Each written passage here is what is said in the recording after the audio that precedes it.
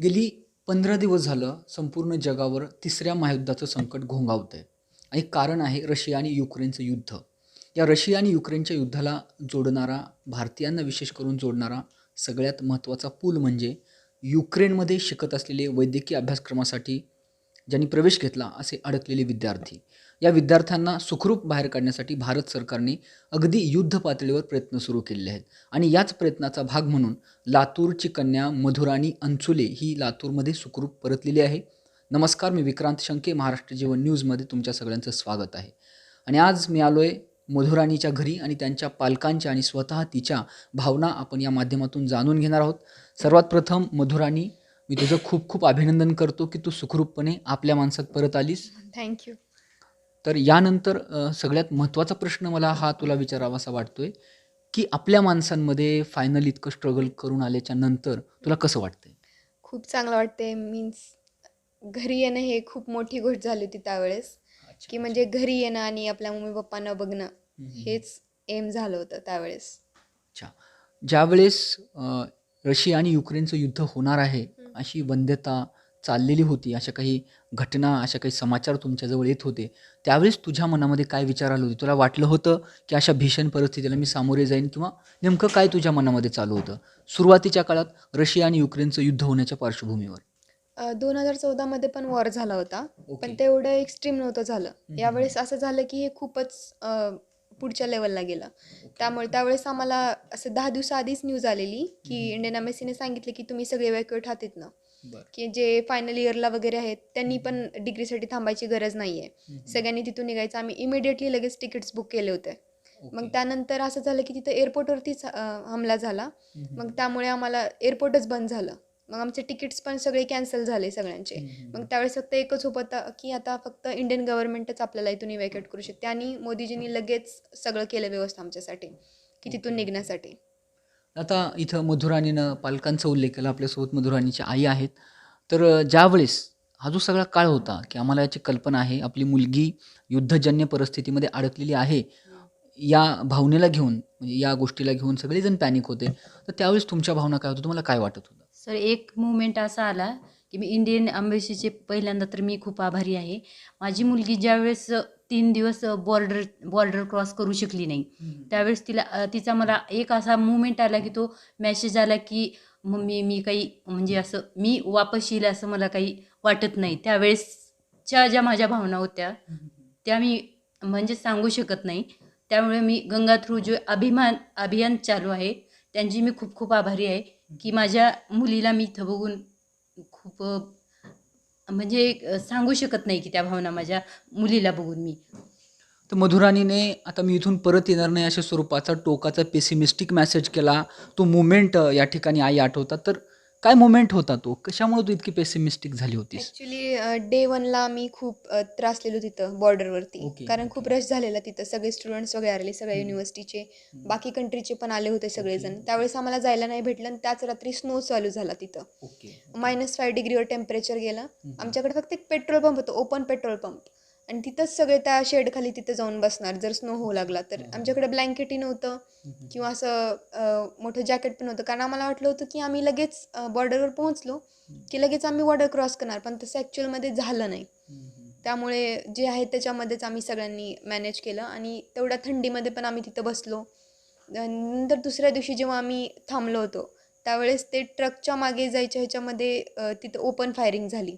Students बरं, आत. तू ज्या शहरामध्ये शिक्षण घेत होते, जिथं तुझं युनिव्हर्सिटी आहे, तिथून बॉर्डर किती किलोमीटर होती? 30 ते 40 किलोमीटर आहे तिथनं अच्छा. बॉर्डर. आणि तुमच्या त्या शहरापर्यंत रशियन फौजा पूर्णपणे पोचल्या होत्या का? नाही. रशियन फौजांनी ताब्यात घेतलं होतं ते का पूर्ण शहर? वेस्ट साईड आहे आमची जी ओके. युनिव्हर्सिटी आहे चेर्निवतची, तो पूर्ण वेस्ट साईड आहे युक्रेनचा. तिथनं रोमानियन बॉर्डर खूप क्लोज आहे. तिथंपर्यंत आलं नव्हतं वॉर तोपर्यंत. ते तिकडे चालू होतं, खार्किव, लवीव, ओके. परत ओडेसा, तिकडे चालू होतं. या सगळ्या जिल्ह्यांमध्ये युद्ध चालू होतं, युद्धाच्या झळेपर्यंत पोहोचल्या नव्हत्या. नव्हतं. आणि मग डे 1 नंतर तू पेसिमिस्टिक झालीस आणि त्यानंतर तू डे 2ला ॲक्च्युली असं झालं की ते क्राऊडमध्ये आम्ही थांबलो होतो तिथं जाण्यासाठी, बॉर्डर क्रॉस करण्यासाठी. एक ट्रक येत होता त्यावेळेस, आणि ते ट्रक क्रॉस करणार ते गेट ओपन करत होते पूर्ण. आणि ते असं झालेलं की स्टुडंट्सने असा विचार केला की आपण ट्रकच्या सोबत ट्रकचं जाणार, कव्हर घ्यावं किंवा ट्रकचा कव्हर घेऊन आपण पलीकडे जावं. पण ॲक्च्युअलमध्ये म्हणजे असं शक्य होत नाही. होत ते आर्मी थांबले. ऑब्व्हियसली ते आपलं पासपोर्ट चेक करणार वगैरे. पण हे लोक एवढे फ्रस्ट्रेट झाले होते की त्यांना फक्त बॉर्डर क्रॉस करायचं होतं ते कशाही पद्धतीत. मग त्यावेळेस त्यांनी ओपन फायरिंग केली जेव्हा त्यांना कळाले की स्टुडंट्स असं बॉर्डर क्रॉस करत आहेत. तर त्या भीतीनं फायरिंग केली कधी हवेमध्ये ओपन फायरिंग भीती केली त्यांनी. दाखवण्यासाठी. तर ते समोरचे स्टुडंट्स मागच्या स्टुडंट्सला लगेच असा फोर्स झाला मागे. म्हणजे एकदम नॅचरल ती अशा प्रकारची एक हां. त्यांनी ही दिली प्रतिक्रिया प्रतिक्रिया दिली की समोरून फायरिंग होती तर आपण मागे. फुटला यावा. हां, तर मग त्यावेळेस आमच्या सगळ्यांचे लगेज वगैरे सोबत होते. ओके. तर मग माझ्या अंगावरती पायावरती 2-3 स्टुडंट्स पडले, त्यांचं लगेज पण. मग त्यावेळेस मला थोडी न्यू इंजुरी झालेली, न्यू आणि थाय इंजुरी झालेली. मग त्यानंतर त्या मोमेंटला मी असं वाटलं की आता आपलं काहीच नाही होणार. त्यानंतर मग मी तिथनं बाहेर निघाले त्या क्राऊडमधनं आणि साईडला जाऊन बसले आणि मग माझ्या मम्मीला मी त्यावेळेस मेसेज केलेला की ओके. मी इथून निघू शकत नाही. तर एकंदर हा मुवमेंट होता, ही पार्श्वभूमी होती त्या घटनेच्या पाठीमागं. बरं, मला अजून एक असा प्रश्न आहे की तुम्ही इंडियन ॲम्बॅसीसोबत तुम्ही सगळे स्टुडंट कशाप्रकारे कॉन्टॅक्ट करत होता तुम्हाला रेस्क्यू करावं त्यांनी यासाठी? बॉर्डरच्या पलीकडे इंडियन एम्बेसी आली होती. इंडियन एम्बेसीचे 2 लोक आले होते आणि ते सांगत होते की फक्त इंडियन स्टुडंट्ससाठी हे प्रायोरिटी आहे की इंडियन स्टुडंट्सला आधी पाठवा पलीकडे. तिथं असं झालं होतं की नायजेरियन्स पण आलेले, अरब, पाकिस्तानी तुम्ही सगळे. कसं कॉन्टॅक्ट करत होता इंडियन एम्बॅसीच्या लोकांसोबत नाही, कॉल contact करून होतच किंवा नव्हता ना. होतच नव्हता? ते ॲक्च्युअलमध्ये आमच्या समोर होते तिथं पलीकडे, बॉर्डरच्या पलीकडे होते. ते तुम्हाला दिसायचे ते की दिसायचे. आम्ही बोलू पण शकत होतो त्यांना की सर म्हणजे आम्हाला का नाही आधी. हम्म. ते असं झालं, नायजेरियन्स आणि इंडियन्सचं भांडणं लागलं तिथं. अच्छा, हां, तिथं की असं म्हणू लागले की इंडियन्सलाच का सोडणार आधी, नायजेरियन्स लोकांना पण जायचंय. बरोबर. मग त्याच्यामुळे तिथं पॅनिक क्रिएट झाला आणि अशाच ह्याच्यामध्ये 2-3 दिवस waste झाले. नायजेरियाचे कोण रिप्रेझेंटेटिव्ह तिथं आले होते का नाही? रिप्रेझेंटेटिव्ह नाही, ते तेच त्यांची लोकच. embassy चे हां, लोकं. ते असं म्हणू लागले की हे वॉरच्या ह्याच्यामध्ये तुम्ही असं कसं करू शकता, सगळ्यांनाच जायला चान्स भेटला पाहिजे. तर एकंदर असा घटनाक्रम होता. आपल्यासोबत मधुराणीच्या मावशीसुद्धा आहेत. तर काय भावना आहेत तुमच्या, काय सांगाल या प्रसंगी? आता मधुराणी सुखरूप पद्धतीनं घरी आली, पण तो जो सगळा पिरियड होता तो खूप पॅनिकपणाचा होता, तर त्याबद्दल काय सांगाल? सगळ्यात अगोदर मी इंडियन गव्हर्नमेंटचे ना आभार मानते. त्यांनी आमच्या मुलीला व्यवस्थित आणलं आणि तिनं एका टायमाला असा मेसेज केली की आम्ही परत नाही येऊ शकत. मग तेव्हा तिच्या मम्मीची तर अशी अवस्था झाली होती की म्हणजे कंट्रोल असं शब्दात नाही सांगता येत, अशी एवढी हे झालं होतं. त्यावेळेस मग यावेळेला खास करून तिची आई पॅनिक झाल्याच्या नंतर सगळ्यांनी तुम्ही आधार द्यायचं काम केलं, तो प्रसंग कसा होता? तो प्रसंग असं शब्दात नाही सांगता येणार. आम्ही सगळे मिळून घरी गेलोत आणि तिला म्हणजे धीर दिला की काहीच नाही होणार, तू टेन्शन नकोस घेऊ, ती व्यवस्थित येईल, देवावर विश्वास ठेव, गव्हर्नमेंटवर विश्वास ठेव म्हणलं. तिला खूप धीर दिला मम्मी पप्पाला तिच्या, कारण ती पूर्ण तुटून गेली होती. म्हणजे होप्स असे सोडून दिल्यासारखे, म्हणजे खूप अशी हे झालेली. आम्ही सावरलं तिला थोडंसं.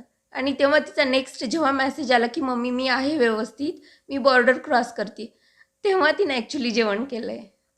याच्या रिगार्डिंग अजून एक असा प्रश्न आहे की मधुराणीची त्या ठिकाणची अवस्था जाणून घेण्यासाठी 2 माध्यमं तुमच्याकडे होती. एक तिचा फोन, दुसरा इंडियन मीडिया. इंडियन मीडिया सुद्धा रशियन आणि युक्रेन संदर्भातल्या युद्धाच्या बातम्या सांगत होता. तर त्या बातम्यांमध्ये तिथल्या प्रत्यक्ष परिस्थितीमध्ये तफावत जाणवली का? तुम्ही मीडियाच्या कव्हरेजकडे कसं पाहतो? नाही तिथं कसं आम्ही ॲक्च्युली यूट्यूबवर टी व्हीवरचं वगैरे बघून इथं म्हणजे इंडिया म्हणजे असं टी व्ही असं बघून असं वाटायचं की आपल्या मुलांचं काहीच खरं नाही तिथं. न्यूज बघून पैसे जास्त हे ज्या व्हायचं. आपल्याला आपल्या मुलांपेक्षा कोणत्याही आईवडिलांना पैसा हे ती कोणत्या गोष्टी जरुरी वाटत नाहीत, की जीवाच्या पुढं प्रत्येकाला की आपलं मुलं जरुरीचे वाटतात. त्यावेळेस मला असं वाटू लागले की तिचा एक मेसेज असं म्हणजे आल्यावर नंतर मी खूप म्हणजे तुटली होती की आपण म्हणजे आपल्या ह्याच्यासाठीच ती आपल्या इंडियन लोकांच्या करिअरसाठी किंवा ही शिकून आपल्या इंडियनना सेवा देणार झाली ना ती.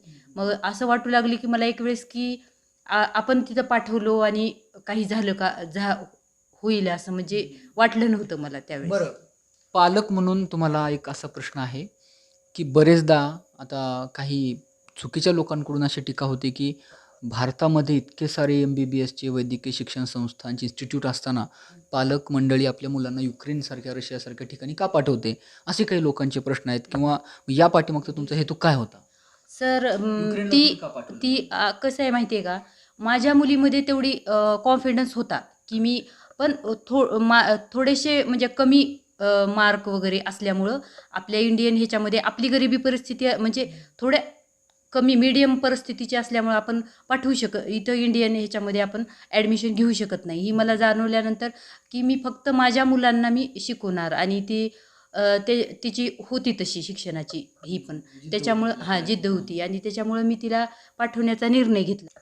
इतिहासाचे पाठ शिकत असताना बरेचदा इतिहासाचे शिक्षक जगभरातील अनेक विद्यार्थ्यांना हे सांगत आलेले आहेत की दुसऱ्या महायुद्धानंतर तिसरं महायुद्ध होणार नाही आणि तिसरं महायुद्ध जर झालं तर चौथं महायुद्ध हे दगड आणि काठ्यांनी खेळलं जाईल. तर या पाठीमागं त्यांचा जो मतितार्थ आहे तो मतितार्थ जाणून घेत असताना रशिया आणि युक्रेनच्या संदर्भामध्ये जे युद्ध चालू आहे, मुळात युद्ध हे कुणालाच नको असतं. युद्धामुळं अनेक लोकांची ससेहोलपट होते, बऱ्याच लोकांचं या ठिकाणी मानवतेला काळिमा फासणारी गोष्ट म्हणून युद्धाकडं पाहिलं जातं. पण दुर्दैवानं जागतिक नेत्यांच्या युगोमुळं अहंकारामुळं हे युद्ध आकाराला येतात. पण या सगळ्या युद्धाच्या खुमखुमीमध्ये सामान्य विद्यार्थी, सामान्य नागरिक, वेगवेगळ्या प्रकारचे सामान्य लोक त्या युद्धाला बळी पडले जातात.